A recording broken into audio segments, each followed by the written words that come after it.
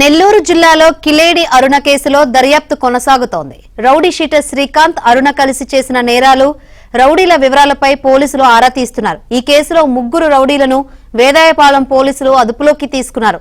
వరుస అరెస్టులతో నెల్లూరు జిల్లాలోని రౌడీలు ఇతర ప్రాంతాలకు పరారయ్యారు. వీరి కోసం పోలీసులు గాలిస్తున్నారు.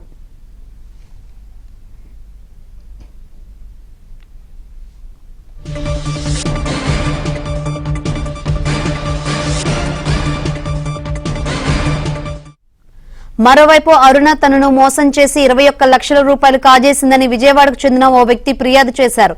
దీంతో కిలేడి అరుణపై మరో కేసు నమోదయ్యే అవకాశం ఉంది.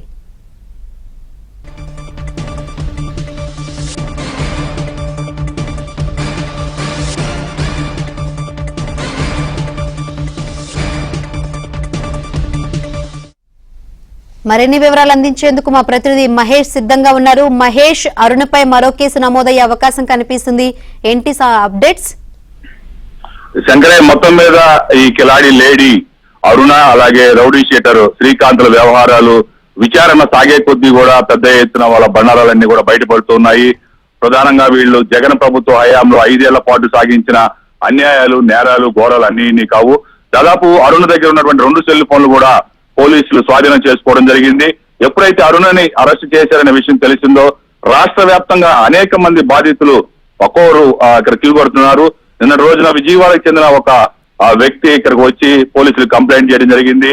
దాదాపు 21 లక్షల రూపాయలు తన మోసం చేసినట్టుగా ఆ వ్యక్తి ఫిర్యాదు ఇచ్చారు. ఈ ఫిర్యాదుకు సంబంధించి కూడా మరొక కేసు నమోదయ్యే అవకాశాలు కనిపిస్తూ ఉన్నాయి. వీళ్ళంతా కూడా కేవలం నెల్లూరు జిల్లాలోనే కాదు, ప్రకాశం, తిరుపతి జిల్లాలతో పాటు పలు చోట్ల రౌడీ రౌడీల్ని మేనేజ్ చేశారు.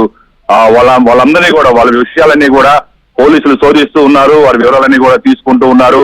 ప్రధానంగా నెల్లూరు జిల్లా ఎస్పీ కృష్ణకాంత్ నేతృత్వంలో ఈ దర్యాప్తు ముమ్మరంగా సాగుతుంది. ఈ రౌడీ మూకలు ఆట కట్టించేందుకు పోలీస్ శాఖ తీవ్రంగా ప్రయత్నిస్తుంది. పోలీసులు తీవ్రంగా ప్రయత్నిస్తున్నారు. కూటమి ప్రభుత్వం అలాగే పోలీస్ శాఖ చాలా సీరియస్ గా ఈ విషయాన్ని తీసుకుంది. దీంతో మొత్తం మీద కృష్ణకాంత్ నేతృత్వంలో దాదాపు ఈ ఎవరెవరు రౌడీ గ్యాంగులు, ముఠాలు ఎవరైతే వీళ్ళతో ఇన్వాల్వ్ అయి నేరాలకు పాల్పడ్డారో వాళ్ళన్ని వివరాలు కూడా సేకరిస్తున్నారు. దాదాపు ఇప్పటికే 3 రౌడీ షీటర్లని వేదాయపాలెం పోలీసులు అదుపులోకి తీసుకున్నట్టుగా తెలుస్తూ ఉంది. మరికొంతమందిని కూడా అదుపులోకి తీసుకునే అవకాశాలు ఉన్నాయి. వాళ్ళు ఏ నేరాల్లో వీళ్ళతో కలిసి చేశారు, ఇవన్నీ కూడా వివరాలన్నీ కూడా పోలీసులు తీసుకుంటున్నారు. ఎప్పుడైతే ఈ అరెస్టులు స్టార్ట్ అవుతున్నాయో, పోలీసులు అదుపులోకి తీసుకుంటున్నారో, ఈ రౌడీలందరూ కూడా ఇక్కడ నుంచి నెల్లూరు నుంచి ఇతర ప్రాంతాల్లో ఉన్న వాళ్ళంతా కూడా ఇతర ప్రాంతాలు తరలి వెళ్తున్నారు. ప్రధానంగా చెన్నై, హైదరాబాద్, బెంగళూరు, వైజాగ్ వంటి ప్రాంతాలకు వెళ్ళిపోతున్నటువంటి పరిస్థితి ఉంది. దాదాపు 10ల సంఖ్యలోనే ఈ రౌడీ గ్యాంగులు కానీ రౌడీలతోటి వీళ్ళు ఈ నేరాలన్నీ కూడా చేయడం జరిగింది. కొన్ని హత్యలు కూడా, కిరాయి హత్యలు, ఇవన్నీ కూడా ఒక్కొక్కటిగా వెలుగు చూస్తూ ఉన్నాయి. ప్రతిదీ కూడా పోలీసులు క్షుణ్ణంగా పరిశీలిస్తున్నారు. వాళ్ళ రౌడీలు జాబితాను కూడా సిద్ధం చేశారు. వీళ్ళందరినీ కూడా అణిచివేసి, అంటే ఈ రౌడీ మోక్కల కార్యకలాపాలన్నీ కూడా అణిచివేసేందుకు పోలీసు అధికారులు తీవ్రంగా ప్రయత్నం చేస్తున్నారు. Shankari, right, thank you Mahesh.